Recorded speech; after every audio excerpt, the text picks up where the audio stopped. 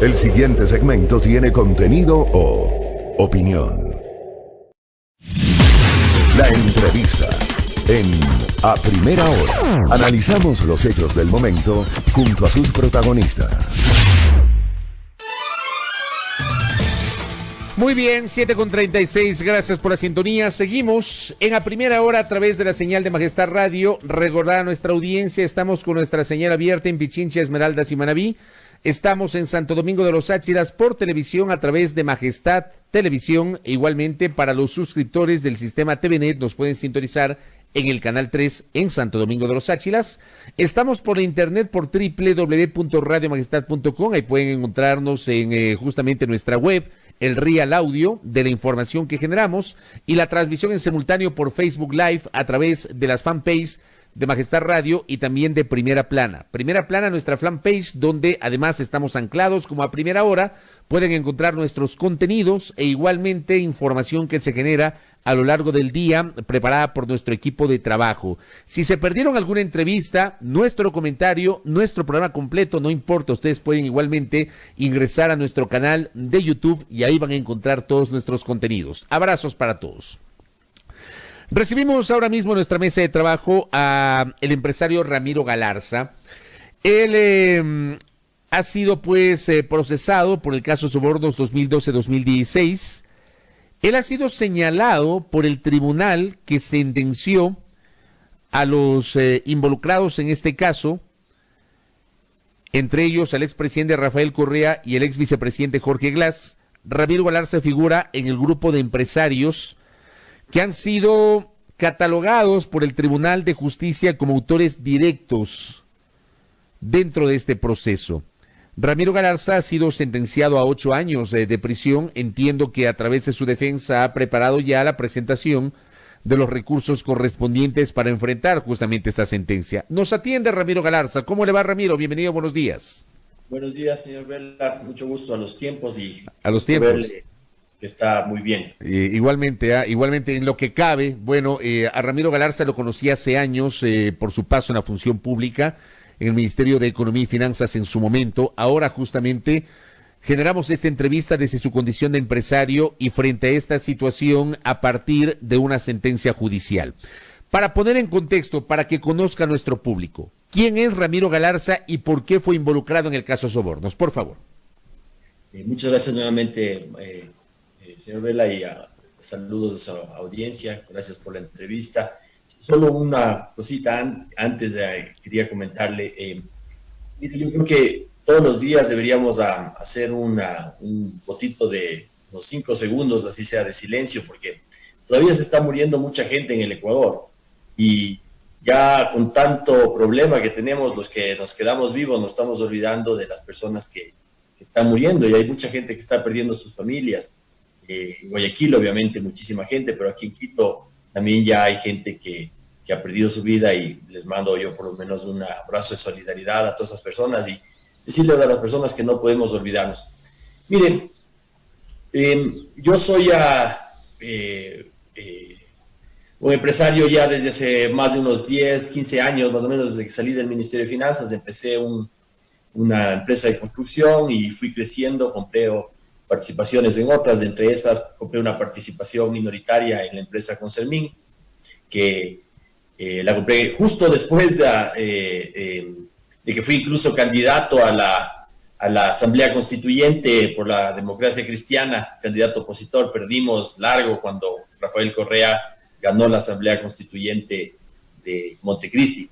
Y compré una participación minoritaria en una empresa y realmente había un boom de la construcción en el Ecuador durante todos los años de la presidencia de Rafael Correa, en donde se necesitó muchísima mano de obra y muchísima capacidad de ejecución por la cantidad de obra que se estaba haciendo. Entonces lo vi como una oportunidad. Ya esto es por el año 2009, la verdad es que hemos hecho muchísimas obras, tanto con mi empresa Concermin, o la empresa la que tenía una participación minoritaria Concermin, como con mi empresa Seico, que se dedicaba básicamente a hacer sistemas de agua potable, alcantarillado y riego, en donde teníamos a los alcaldes y a los municipios como clientes. Así es como me metí yo en este tema de la construcción. Y ahora yo creo que hay que decirlo con lo que es, y eso es lo que estoy tratando de hacer ahora, nosotros hemos sido sentenciados ya a 8 años de prisión. Si es que no apelaríamos, la sentencia quedaría en firme y por lo tanto tendríamos que pagar 8 años de prisión. Y yo creo que ahí es que se tiene que empezar a hacer el contexto de lo que estamos viviendo.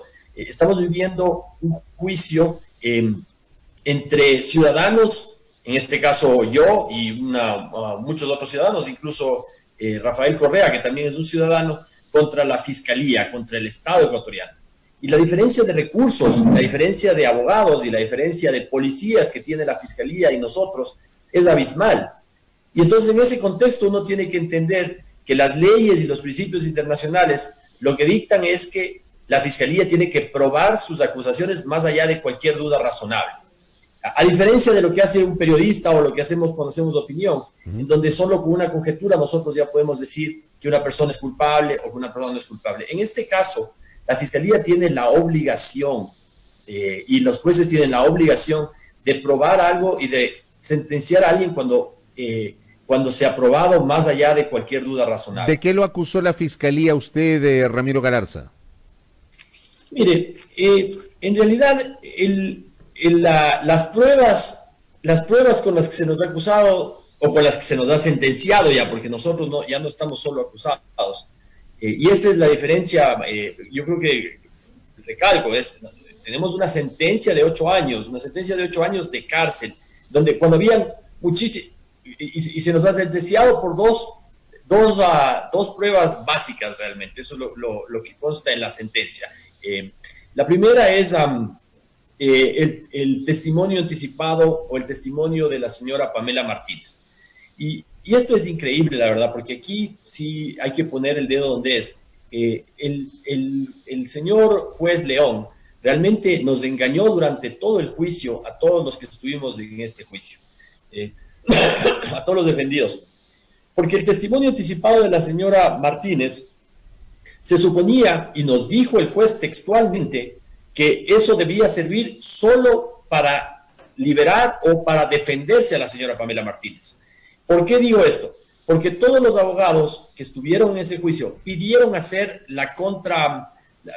una contrapregunta a la señora Martínez, hacerle la contrarréplica a la señora Pamela Martínez de lo que estaba diciendo. Sin embargo de esto, la señora Pamela Martínez ni siquiera asistió al juicio, ni siquiera fue testigo, no fue acusada, simplemente rindió por video. Se le había hecho una grabación de su testimonio anticipado y ni un solo abogado tuvo derecho a hacerle preguntas a la señora Martínez para poder establecer sus motivos, para poder establecer si es que ella estaba diciendo la verdad. Y el tribunal, y en particular el juez León, nos dijeron en el juicio que ese testimonio solo iba a servir para la señora Pamela Martínez. Cuando revisamos la sentencia, resulta que el testimonio de la señora Pamela Martínez es el que realmente termina metiendo a la cárcel a más de 20 personas o logrando una sentencia de más de 20 personas. Y no hubo una sola pregunta de un solo abogado sobre la veracidad de lo que decía la señora Pamela Martínez o sobre los motivos que podía haber tenido. Ramiro, permítame por favor para continuar con la entrevista. A ver, el 11 de septiembre del año anterior, Diario El Universo publica lo siguiente.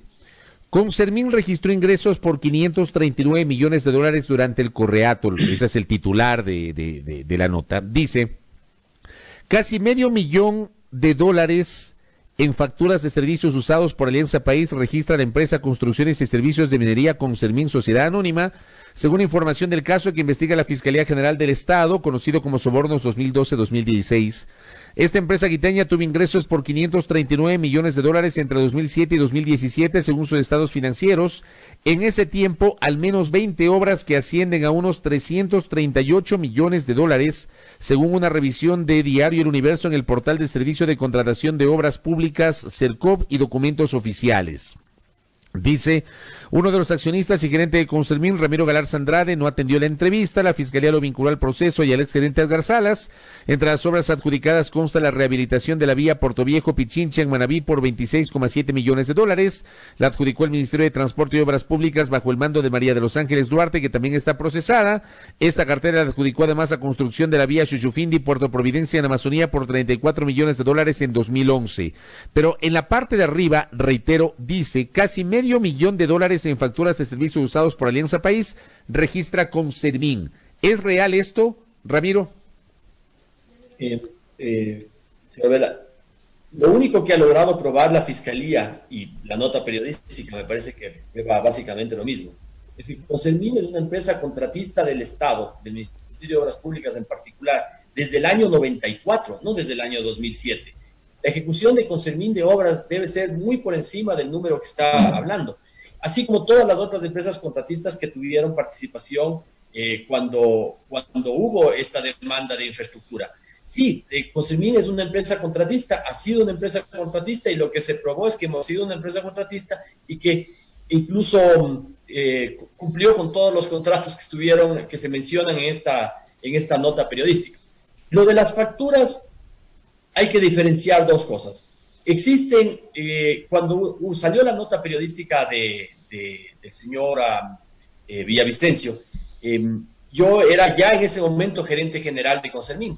En la época que se estaba analizando, yo era presidente del directorio de Consermin, tenía una participación del 9% de las acciones de Consermin y tenía unas funciones bastante limitadas en términos de lo que era la operatividad de la empresa. Me concentraba en otras cosas.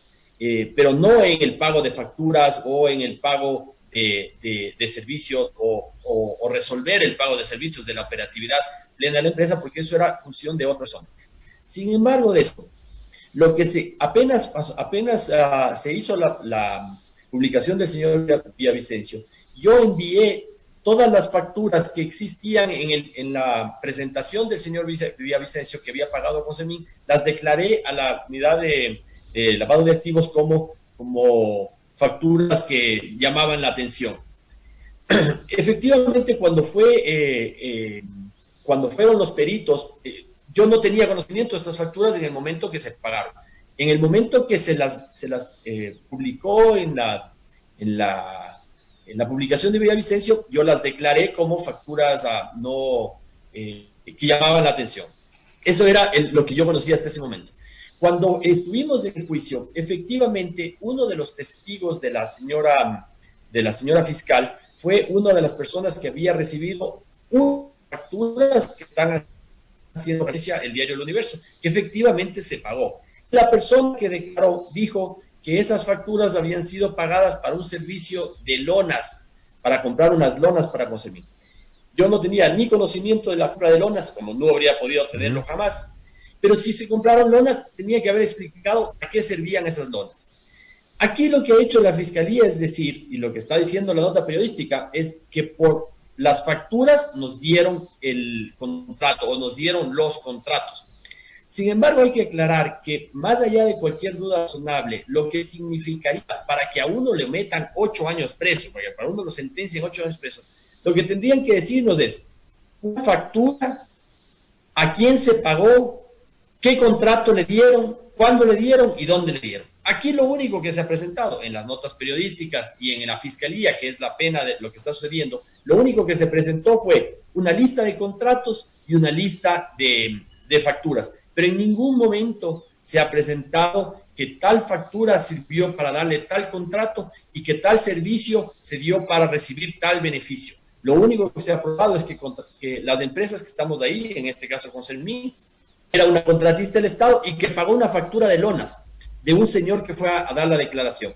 Entonces, finalmente, esto realmente tampoco, cuando uno lee la sentencia, tampoco es que están sentenciándonos específicamente por tal factura contra tal contrato, porque no existe esa posibilidad. Hasta ahora no han hecho la vinculación de los hechos. Lo único que han hecho es decir que el testimonio anticipado de la señora Pamela Martínez, que es totalmente sesgado, por el cual ella tuvo una rebaja enorme de su pena. A los otros, por lo que dice la señora Pamela Martínez, los sentencian a 8 años y a ella la sentencian a 3.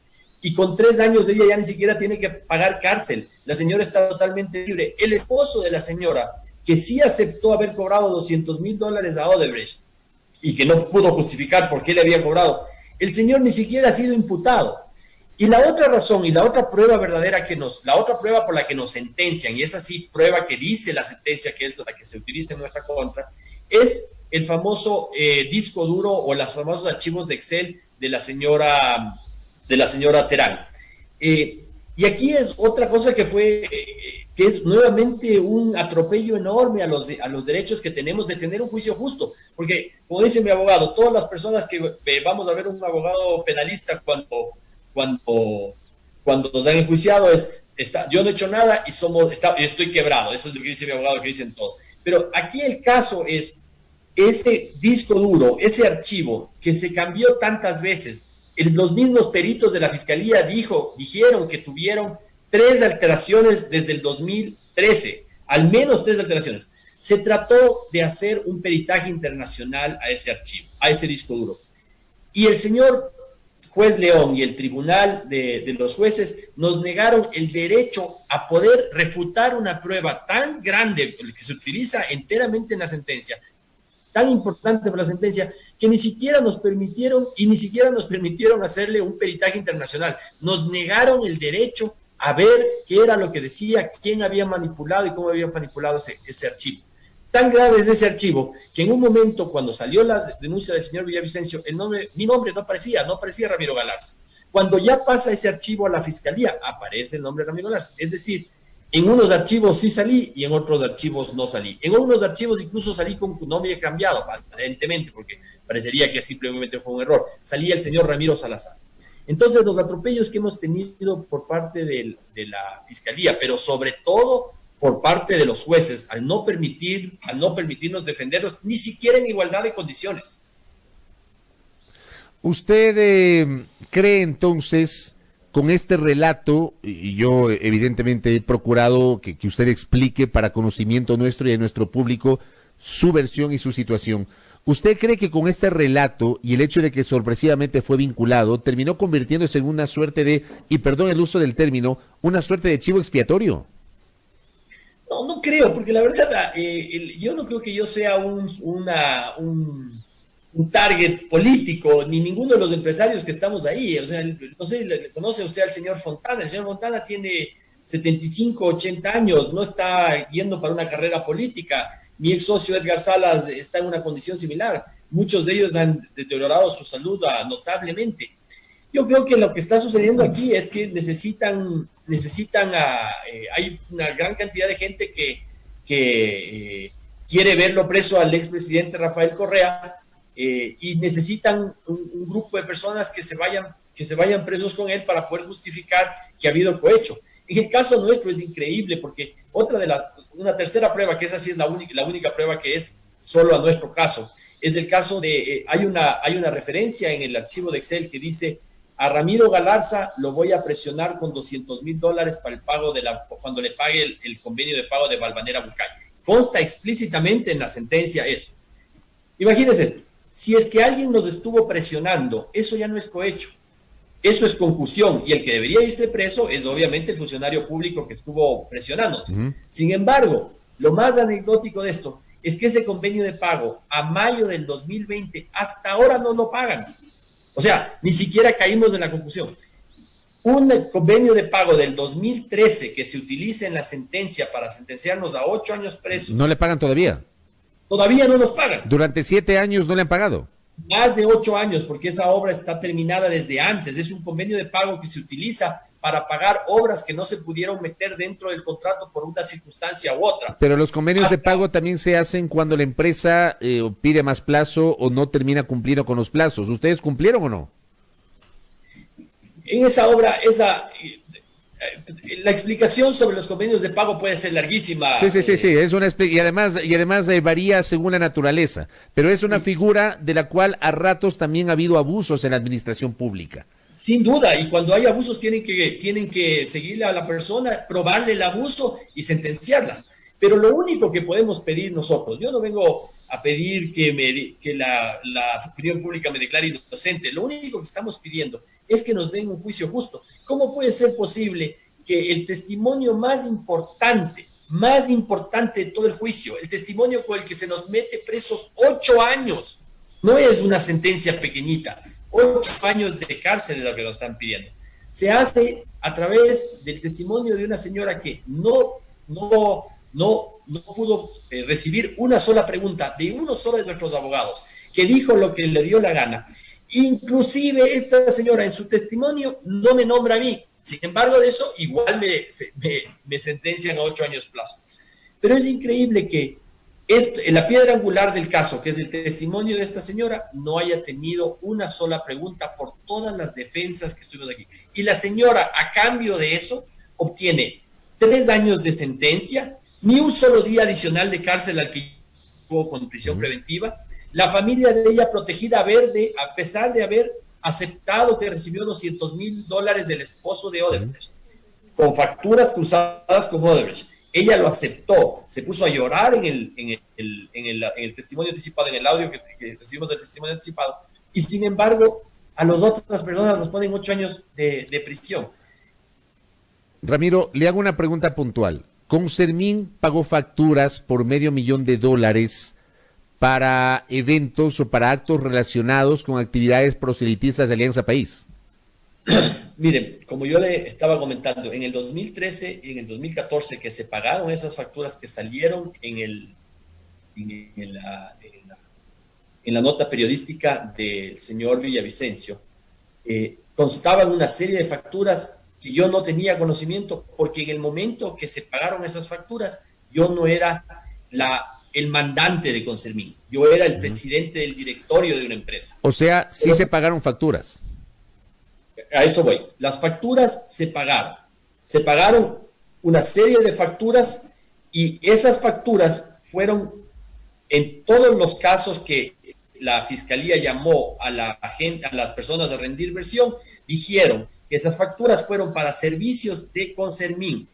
No sé qué quiera decir la persona que dijo servicios de Concermín, pero en el caso de una de las personas que yo asistí, dijo: se pagaron facturas para lonas. ¿Se utilizan las lonas en la construcción? Sí, señor, sí se utilizan las lonas de la construcción. Hicimos muchas inauguraciones nosotros para las obras que querían inaugurar en el gobierno en ese momento. Sí, señor, sí se inauguraron muchísimas obras. ¿Se necesitaban servicios como lonas para eso? Sí, claro que se necesitaban.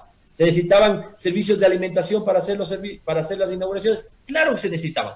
Eso es lo que yo conozco anecdóticamente, porque, repito, yo no era la persona que aprobaba, ni siquiera tenía firma registrada en el banco como para decir: yo mismo cojo y firmo el cheque para entregarle, ni una sola de esas.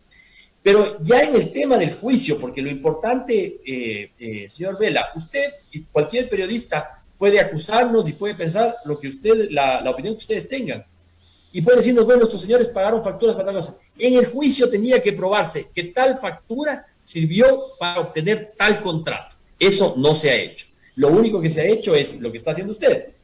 ¿Se pagaron facturas? Sí, sí se pagaron facturas. ¿Se tuvieron contratos? Sí, sí se tuvieron contratos. Eso no es causalidad. Ahí no hay una relación de hechos. Para meterle preso a alguien tienen que decirle cómo, cuándo. Si es que una persona se muere y otra persona tiene una pistola, no necesariamente quiere decir que la persona que le mató es la que tiene la pistola. Ahora, puede ser que se haya sido, y la opinión pública puede incluso pensar eso, pero cuando hay un juicio entre un ciudadano y una persona y el Estado tiene la obligación de demostrar. Hasta ahora no han demostrado que la persona que firmó el cheque o la persona que dio el pago de la factura lo hizo para que le den un contrato. En el caso mío, yo no firmé el cheque, no autoricé el pago, pero tampoco le han probado a ninguna persona que firmó el cheque, que recibió el servicio, que hizo eso para que le den un contrato. Correcto. Ramiro, y cierro esta entrevista consultándole, ¿su defensa ya presentó recursos ante la Corte Nacional de Justicia? Así es. Vamos a presentar el recurso, ya está presentado el recurso de apelación. La verdad es que da mucha inseguridad la manera que están manejando el juicio, porque ni siquiera abren o cierran los plazos, o cerraron los plazos, pero igual nos dejaron presentar los recursos de apelación. Es una inseguridad tremenda la que vivimos. Sin embargo, vamos a seguir peleando. Estamos aquí a empezar a hacer un poco de opinión, en el caso mío por lo menos, porque quiero decirle a las personas que me conocen, a mis amigos, que lo que ha sucedido y que estamos siendo sujetos de un juicio que es demasiado injusto, en donde no se nos están respetando absolutamente ninguno de nuestros derechos. Correcto. Le agradezco por habernos atendido, Ramiro. Que tenga un buen día y estaremos pendientes de la evolución del caso. Muy amable. Muchas gracias a usted. Gracias. Ramiro Galarza, empresario vinculado a la empresa Concermin. Ramiro Galarza forma parte del grupo de empresarios sentenciados por el caso Sobornos 2012-2016. Ha hecho una exposición con sus referencias y sus verdades en torno a su papel como parte de esta empresa dentro de este caso y claro, ha cuestionado la decisión de la Administración de Justicia que terminó por sentenciarlo a 8 años de privación de libertad. En punto de las 8 en la primera hora por Majestad Radio.